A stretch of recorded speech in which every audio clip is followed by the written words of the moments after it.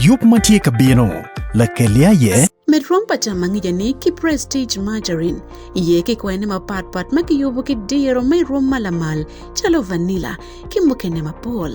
Pere ki mo ma poro dok chulo ko down ni kun tiki vitamin ma pol, ikine vitamin A, B, ki E. Opore loe me chamo mugati, te do kek, ki jamo kene ma pol ata. Prestige margarine, spread it, love it. Solio, kibiriti ma be loyo. Solio kelu der ma leng loy loboni. Nonge dukan ki supermarket duju may loboman. Luchatone aye chapa General Enterprises. Ginonge dukan number de ki Rafik Building, Ichikubo, Kampala.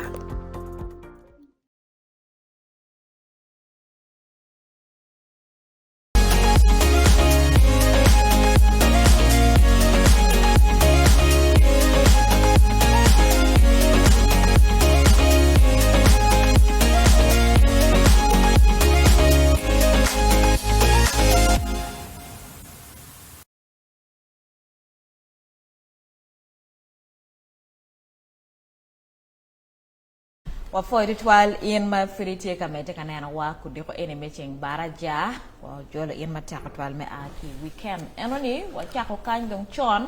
wa nena ngoma tie iga jere in vision newspaper wa loka wa cher wa nena wiye ma tikati me campaign me Uganda ne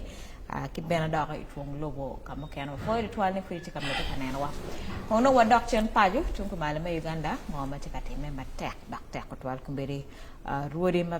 part ketika meo rech piyat akwera me malaria ba gankal me yoroko mukata kere chok chabira di mone angej wati ke video ini amir kan waneno kadak paduli kiet ma wine la dok ma ne na wayo wan pol dar ka wangi yor kum wa kita ti kwere ka wangi yor kum le ya wa kita ti kwere wang ma la nyut mo nya la na mo ja ka me ka wa ja ka dong ka ne ya kai yeri do kai do an ta ma ti ye ka wangi ni tu mo ka ne tu ki ku ta na dong ja ko ne nó đồng kia mà ra mà cả là một đồng kia nó trò chỉ mang về là đẹp thế giờ nó làm mấy đồ cả cái quầy này quan bây giờ tôi đi cũng giờ có mạc còn cái kinh bây nó gặp phải kiện ăn nó chỉ riêng mình muốn cái nó vào trên mình thì được quầy nhập về cái này được đồng với nó cũng về cái mấy đồ thì một cái này thì là robot buồn vui đi thì là quả tiane ngora yo wege ga ngora yo wege ping ngora yo chui kira la ma do me de tu la ma no ma ko pa na tian wan ne pi lueng ko ke ta kwa chia kwa ma ta kwa wan lo ma ta ana wa ne nan ka wi da ti to wa ne ka pu ching ma ki ka ma pa ta ne wa ne pian ta kwa ro pa ta wa ro mo ti ki yo a che le ga mana ne ki chỉ quan tại quả mua canh mà cả mua gạo và nhiều cái thời gian lồng nó dập và nó mà ra là về là cái này nó giờ bữa nay bên này thì quên được nhiều lắm rằng nó phần nhiều thì bạn của chúng ta rồi cái quả rồi khi mà nó về được vào trên này rồi cả đó mà mình tìm màคนได้กินได้แต่กว่าคือถ้าจะมาแตกในดินก็จะมีแต่กุศลก็กินได้แต่กว่าที่เราที่เราเนี่ยมันจะเข้าต่อเราแบบนั้นที่เปลี่ยนเรามาแปะถ้าเกิดเนี่ยเราจะมาเนี่ยเราเป็นนักเรียนแต่กว่าเปลี่ยนอะไรเรามาดับประจำประจำโยนนี่คิดว่าหน่อยย่ำหมดที่ดูกติมันก็อยู่น้อยนี่ผมเดียวต้องว่าที่เดียวเปลี่ยนเพลงที่กระจองเปลี่ยนที่เป็นเนี่ยที่กระแนที่มันไม่ยอมคุมเลยแต่ทุกวันเนี่ยเกี่ยวที่กับจิตที่วุ่นวุ่นดีpiane uno raro dong kedua dong uno yang kedua setiap ada ni biar wajib lu ke ni aku tuju mana ni dua apa ni ciri buku itu pun kirma tu ada pada tuju wangai itu ciri mapun tu pemanera dan manera dong cuma rai dong manera cuma ada tu kan ma kita sana dong kumere no ya ra ni Miero, patet ke dano. Kaki wa ciak mo ba di, ciak mo ba ta wa, ciak mo ba cha ya. Ken dano ba ya ra se yang ni. la mente però non è quello che hanno che io vuoi di porre non è quello che non vuoi che hanno se va in una vai mere ne do io un po' ram ka la che io mi ero dopo tere nel loco valeria mi tua ko pe ma da ware kit ma da lo kit ma ko ma ka na io ma da ni It will not require anybody to come from very far away to come and tell you that do the following and we will be safe from malaria. We also know that these diseases have been with us for many years and from time immemorial. And in those days, it would take a cultural leader, an opinion leader, to just say, let's clean our surroundings, and every community will go and clean their surroundings. To take an opinion leader or a councillor to say, let all of you start sleeping under mosquito nets. Dano mo kane tie ki luoro I kom gin magi luoni aguera pian mo kane pe ngeyo ko no ken ma aduoge na bedo kwere machalo ngat ma tuan ki winyo ya choli ike kwaro yo mene mera mo choko chwin dano wek yop man o wot mabe me joko malaria ya choli be to ala foyo yin ngi bol kar gin mo ne ka kati manyen da dano jo ka na ber ki ko chui ye keta bere na ne no winyo jo mo ka na ber ki chui mo ka na gong chui eno ni kati piani nge no mo ka na ngi dano ki kit ki papa tie ya chu gana le mono bi waje ni tie category adana dek kay le agriculture gilwoni early adopters, late adopters and laggards jom kana te ka gwera enu chake ne tapwa bu kwany melo ten gi chero mer street ten gi ngeni man ke na be tie jom kana gubi koro ni opio monotero nyare nyowode ka gwera ne ako ka nan kong chabira chel kala tene fut ko ka don ko an ba ter mega eno don timu kanne ma don carry day watching mon mere balu chawani endo yo mano in rom timne ene gi logo ke gi mod ka wi lakke ci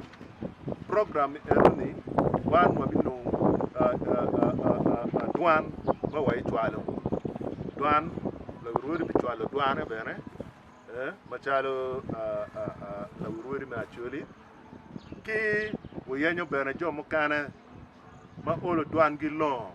gulo ki luak ma dano tiki gene komgi we guchok twin dano ni eni yub ma be utim be ubini ye chi mod alaga gwak rombe na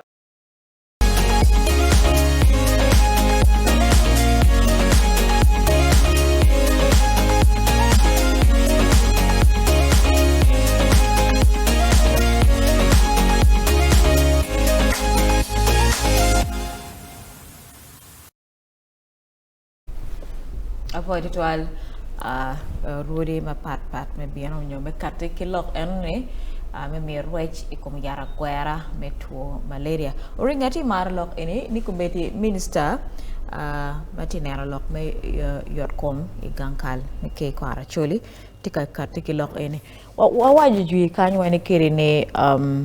lutela me te kwar tikitwong tutwale ket me rwe lok ma pat piandan tiki gane komke. Yeah, Focha Madela Mirachaki Foyo, Director Health Promotions, Minister of Health. Atabani enong tikacho ki kama anaberkanene in regards to health promotions. Waneno kara mukara ngej ka yup moti epi luken gang pit dan mete dero yup me biena tura maino kariben lotela iken gang peginge ngoma no katime. Winyu man message no aki Minister of Health tini makoman kalmanero lokum yorokum gen go kachako yik makomai kumai now dan mete dero including Lutela, picking Yubango, Mano Kalman, Lom, your Comugian, Meroka implementing Kilodana Mitadero. So, the turnaround this time, Menani, Jo Mumiero Gunong, Nich, Mati, Man, Gian good duck, Pinita there, me watch your Kilukian gang, Ngom again, Miro, Gen good team, Aquaholokom, Aguera, Metu Malaria. Gichaki ruodi ka shell kilo tela ma pat jimma be amira fo tela pa la wirodi me actually pi goro ka shell la ruodi shak ma pari ma me bino me winyu lock ni a ki bora chalo en la wirodi ka shell ki joma tieke diru ite me ngech ma kwa lokom yorokom atira ne ma kwa lokom agwera patu malaria wo ngeu ma be kar ma government o chaw katikili yak me agwera ma pat kadi pa covid logo ber ko lokke ma pat ma kwa lokom yat oni and ngeu ma be campaign ban wati group adano en amira for prime minister la diro team me kat me wajani wati categories padana dek ken gain wati categories ba dano more ma kago win log mo ken mo ak bot government they are quick to respond to without understanding that category is there. They just fall in. Gite dan magi pori jer moye ken. Kano government all command tapsi they're submissive. They are responsive. Gi jolo u yot. Mano kari bene peguti ukar gi menyang ni yup anoti yubango. That category they are the first responsive categories matie. Then matiki category mario tieni ha. Akawaro kong latena ema kong gwe ki yat wanen kong ngicha bera chel. Allah ngom kanene kong latena. Ka jemaraj paga then an bene an aromotero mega nong. Then matiki category ma dek ena category mo mega wayane me jon oding. Category ba jomo ding. Kano gi lock kano gi kelu ba lock gi physically. Peitibu. Then they cannot believe and they will not accept. Kano gi chwal to gi karwa, gen gi jao, gi nyono tiengi wai no. Pa tela tena. So what should be done? Ena ngomo tika nano eni. Before ni kar mo karangej waneno Archbishop Megul Archdiocese eno shera tie me yapo yup me agwera me roich me agwera metuo malaria maneni district me pade. That was from the religious perspective. Now, this is the cultural perspective. Pera tekni lo tede ruodi metedero miero gen go dak pinyi teder gi chaka wako dana ma megi ikom yupeni. Other questions will come later, but for now, let's first embrace what's pian in petelu tela bot lu telwa mano komgilet. It's a holistic tela. Inara la wo mero dak me a mera ki loke ma pat la wo ma leader of opposition la dit Joel Senyonyi honorable tika wache nini tutela te kwar kwe ma jemo te me command mak mati war campaign manopeti ya down injustices me campaign. So yes tutela te kwaro tigi duong dok duong and it cuts across Yorocom human rights economy jeme gini wen pian duar dano petit palu chuin wibiye ke kan teach palotela mapat. So after it all ni ke kwara chol kumegi tika kate me mi roch ikom yara gwera me to malaria. Wameta nyim kumegi tika keto Archbishop Raphael Wakraj Pomoy me bedo Chancellor Manyen me University of the Sacred Heart. What you report any komonan kawadigi. Is outgoing. The second chancellor who is incoming. We also have the vice chancellor.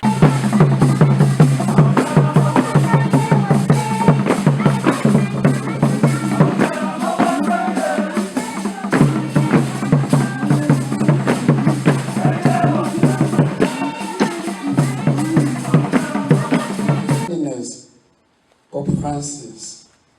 on March 22nd, 2024 as the Archbishop of the Archdiocese of Gulu, and having taken possession of the ecclesiastical see of Gulu on the 12th July 2024, is duly Chancellor Designate of the University of the Sacred Heart of Gulu. In accordance with the provision of the University of the Sacred Heart of Gulu Statute 2024,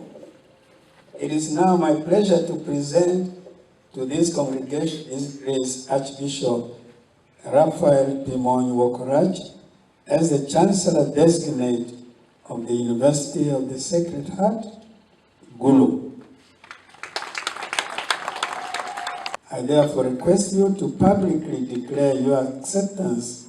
of this responsibility as Chancellor of University of Sacred Heart, Gulu. Incoming Chancellor now will tell us whether he takes the responsibility or he wants to go for some more prayers to accept it. But now, I think he has already prayed enough. Now let us hear. Don't turn to me. I, Archbishop Raphael Timon Wakoraj, accept my responsibilities as the Chancellor of University of the Sacred Heart, Gulu. I pledge that I shall exercise my duties and responsibilities over the university in accordance with the provisions of University of the Sacred Heart, Gulu Statute and other relevant legal provisions. Let's clap for him. Now that he has accepted, he is going to be adorned.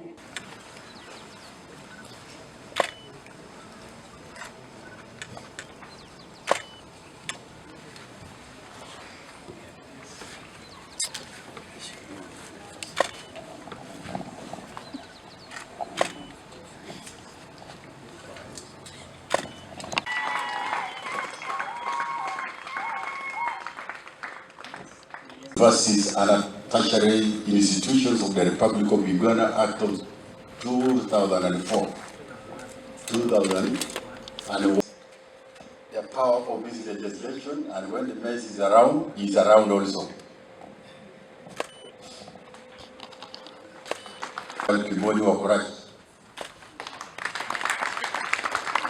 That is his flag, which has also got the logo. So that's the flag with the logo of the university.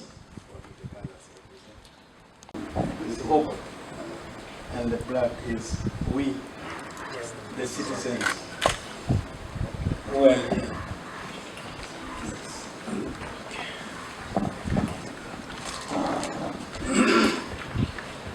Raphael Timon Wakoraj, who has been duly appointed and installed as the second Chancellor of the University of the Sacred Heart, Gulu, on this second day of May 2025. Non-academic staff, on behalf of the students, the entire University of the Sacred Heart community, and also on behalf of the alumni of this university, I'm deeply honored and privileged to express a word of welcome to all who have joined us for the official installation ceremony of our second Chancellor, the Most Reverend Raphael Timon Wakoraj. It was on July the 15th, 2017, that His Excellency Michael August Bloom, then the Apostolic Nuncio to Uganda, inaugurated the University of the Sacred Heart, Gulu, with the installation of His Grace Most Reverend Dr. John Baptist Odama as the founding Chancellor. We are grateful to and we thank Archbishop Emeritus, the founding Chancellor of our university. His visionary leadership, spiritual guidance, and unwavering commitment for the good of the human family were instrumental in the establishment and the foundation of this institution. Through his tireless efforts, what began as a dream continues to blossom into a beacon of hope, transformation, and academic excellence in the heart of northern Uganda. Your Grace, Archbishop Emeritus, your legacy will forever be etched in the history and the soul of this university. Today we are equally blessed and delighted to welcome the Most Reverend Raphael Timon Wakoraj, a member of the Comboni Missionaries of the Sacred Heart of Jesus, as the second Chancellor of the university. Your Grace, we are truly honored to have you take on this important pastoral responsibility. Your pastoral wisdom Your leadership rooted in faith and deep commitment to evangelization gives us great confidence as we seek to contribute to personal and social healing, growth, and holistic development in the spirit of Christ, who came so that all may have life and have life to the full. On behalf of the university community, I warmly welcome Your Grace, our Archbishop, into this distinguished office. From the very beginning, Your Grace, it was clear to us that the establishment of the University of the Sacred Heart, although triggered by the experiences of war, is not about the past. It's not about what we have been through. It is about the reality of human experiences and encounters by which every moment of interaction is a potential to be a moment of healing or a moment of heart.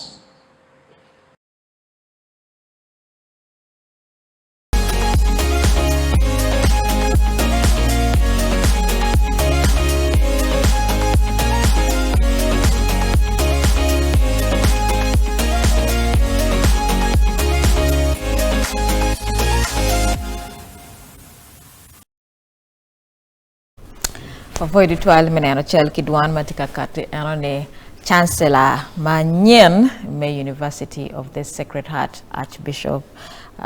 Warach Pomon. Uringi magin ema video netika playing awaji irikane Archbishop John Baptist Odama Emeritus. Do retiring, more retiring. Hand over midget court teacher wang dong tikati make a chill.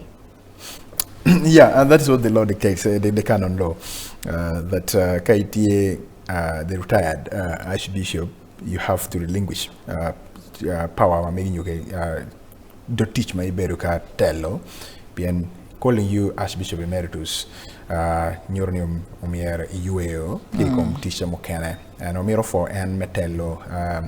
do teach me gang Catholic Archdiocese me guru. Ma be tin la maya and handing over the teacher ma ano beruga telo University of Sacred Heart Chancellor Kila Dieta right Reverend His Grace Raphael Pomon Wokoraj me take telo University me Sacred Heart man tiki na befol man ni nyoroni tela tika wat mabe Archdiocese Megulu peti ko di tela mone may no ni kangat mon tika wako office no ngwere do ata no jemite mo nywana ta tele no tie ngat mon pe mero wako ngat mon tiko accusation tie ko man chena makumano rwen ikar ma ene beru ka law university makumano jema kumano be gateme ma radio waro miro fo ni jempa katole teme ki jora jeme woro ki jora ne pero timata so gina pera te kamera foyo dano again go bedo pingu kata kitam me yapo University of Sacred Heart man eni St. Joseph's Pastoral Trading Center mo bedo siyan me ponye lo fonye dini ka shel ki mi fonye ki dano magiti linked to the Catholic Church me Archdiocese me gulu kumbet mo te ka lok wangeni University of Sacred Heart te rinong mwaka maromo ka pa bichel nya bero because from around 2015 I beg to be corrected my university ano ya o chaka kere we have seen tela paladita His Grace, the Most Grace, Ladita John Baptist Odama, and he was one of the persons who katekitam enini. Why can't we have our own university? It is a private university, and Amaro MC, MC, I think one of the priests. And the university and the purpose of the university was to see Kiet Makiramo keloke Allah ekwopa dano metunko malama Uganda yonge karokil wen moteme through having a dignified life. Mano it comes from the heart reflection. Ma iberika tamoki chwinyi what next should be done, what new things can be done, and to be holistic. Loke mo wajene ene pemir dong wa kumwiwa ne ene wa akil wen wa nan ahead ngomati nyimwa pedang wa lock medluwen ke kan wa beri ene kibian America wa noting ne it's been proven ne university ba akitela metedini what papata ma bed no nan great example Uganda Christian University ma ke chair na no kore te jimu kana ma UCU temo ma universities ma kana pe temo I dog lock me rock me rock a certain type of way ke tila kwan latien kwan makono so yes universities might tela me dini wange ni war ma bed dok ben ma bed twal Archbishop Raphael Wagraj po mon ti kumbeti Chancellor Marione yonge Archbishop Emeritus John Baptist Odama auditor Claude Mona ke report ani kono wa meta nyim me chair dok ilaw kumbeti kama yum ich ti kan ko dara oni mok lo tian kwana dok lo ku chair I piem me kwan wa lebo me Brazil kite wa any chemistry competition kam tianam pat ki chair ye kaneno kit me dako chemists lutin ene riako me wigi class adi abichel ayeti tergi wailobo me Brazil menyoro ku bicara ka PMK the top of the top magiti akilobo ma pat yom ich ki pride mero nako school meno kilo nyoro enani why Brazil ringi mero mi ofaj bodge me donye PMman man me loyo me beri kin jom mero chat and kapion PMman international me deliver chemistry matiani lo Brazil ani man ni nyoro kama lengni lotena wagiria keken environment wagitika kwani ye samo kana pe prefer ngen anatama chiaro gima gen gutika chiaro Brazil ni genu ka du mando gi ka tete lotena mo don ka chel kidwa apoka ngo magen guberi karmene ana ilo me Brazil atirane teme kwan melone ka shel ki kodi kwan ma watika kwan lo Uganda kan atirane imwaka ki classes ma megi ma giti ki Uganda kan tiragi tika kwan ma no poro mero gen go kwan ki ket man no lobo ne mo kenano giti ka kwan kede on tie gen na pere tek mo mero gen go dugu wachi wa apoka ngo matie I kwan me lo Uganda ka shel ki kwan mati lobo ne mo kenano chalo Brazil ka shel ki ngor gen bena gen go ka cher watte kilo teno kwan kilo mo kana bana me making comparison I mo akali bari ho ki PR here we are poma be kilo Uganda kan Uganda hosting the MDD paloteno kwan me secondary ma yupeno be Imuni University Imuni National Teachers College ya Rua apoka maberi kar banana ken loteno kwan magitie I Kenya ka che loteno kwan makitie Uganda poka na beru dit mape wache dana beru ka penyo wieni man e wo beri kar me chwal in terms of ki ngoma loteno temo gigi mo weho lu fonyo mero beri ngigi so inoni ngej pa loteno kwan me Kenya dak uber la malo ngej pa loteno kwan me lo Uganda a chiel in team building ario I performance wa megi ki nyuto and kenero ringi some years ago used to be the reverse pangi kono riak me kwan yo I wel me kwan pen an we po karma kwan school no lu nyoro lu tigan magiti kilo me Kenya ki Tanzania me bien ka kwana Uganda duong jomo keno ti wachi ni pian standard me kwan me Uganda no la maloy me Kenya jomo keno ti wachi ni pian wel kwan me Uganda dak be loyo me Kenya I school me kamano kwan an pe me pakeken across Kampala there were so many Kenyan students and Tanzanian students maka wetu kuman no giti chair kwane I Kenya so gwak eno do lock don recently gwak yo academic tourist graduong and in tourism the aspect of academic tourism is not being focused but the government of Uganda jomo kana ngiti jomo let me go and study in Uganda not because ni kwana love me Uganda patamo no tiolo kwana love mamegi actually mo kana no I think they just want that adventure me chiaro kana no ngome Uganda ngoma no tikateme but the fact be told ka do ateme kwan generally ngich magino anoni kwan pat dokti I Kenya in terms of keto laten otem jeme money without being forced metemo you just ichako temo jeme money without la phone money chuingi you do man medini lo program command eno ngoma na difference about it kar eno but into detail ket makwana temeke ki Kenya for I don't have that experience but chiaro palotino makuman me kilo Uganda tie jeme mabe man ene tie keltiung wi Uganda malo bene ki bene lo tino eno ne pian ina enka ine karo waka ba ke chere man in la wo ma de chere hoima ene ye wo mo ne ya pen oi ma ki bedo kuman ya ruwa wan wa bedo kuman so which mo ni chero chi yape ni Uganda ilao ke ken ko ilo Brazil be kitimo kuman exchange program mo ni tie i borrowing ma bene ma kono ne bi ramo kelo ne kany ma bene ma kanye be kwanye ter kono so exchange programs any mio encouragement kilo tian magudo angechi ben an be ni mara chiana mere ba chat be lo mo kana ka chit nyot kong ria wiwa so mere po ge kan ilao baro cutting across to twale itunko bale me Uganda wa ko tian mo be kero me cerca showcasing pe bere kemis ke kan ba subjects mo ma part pena meta ina way so wa fodi twal meno we mati timetu ko malme Uganda cha me abogala mamire wallo kong cha ene manok wa chi yue wa mat chai mo in bene mat chai inongu bu mo ka dong chamo de ikak igo I wa chimti e wa ka weekend odugo kere tiana magudugo gang makiti nena wa ma chak eni wa mire wa winki bot holiday ne tika chak ni ning mabe ke je marach number line wa tio pink kenyu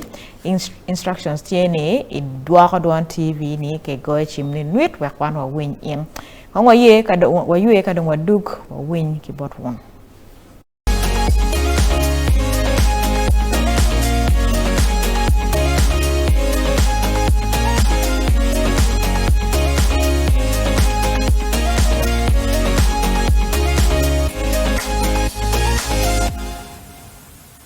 Nala instant noodles chama met Dr. Dunayot wego yen kete la med met padek ruwich nong met ne ikwane ma pat nong nala instant noodles ni tin ne pichama met dogo yoriot nong e dukan ki supermarket duju may loboman peluchat mabub lim chapa General Enterprises kiti dukan na madek Irafik Building Echikubwe Kampala Nala instant noodles boil season star Enjoy.